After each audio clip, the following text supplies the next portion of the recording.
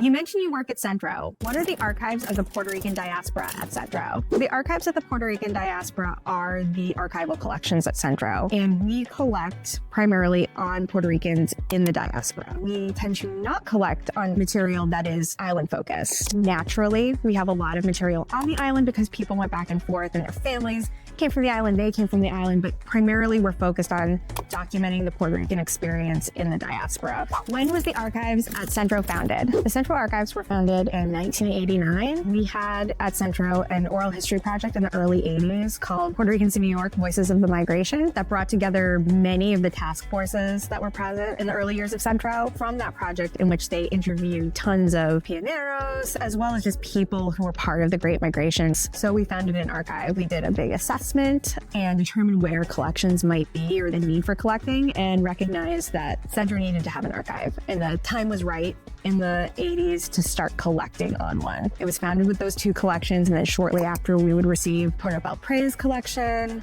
And a few years after that, we got the offices of the government of Puerto Rico in the United States. Where can I access CENTRO's digital archives? You could go to our website at centropr.hunter.cuny.edu. The digital collections themselves, the address is centroca.hunter.cuny.edu.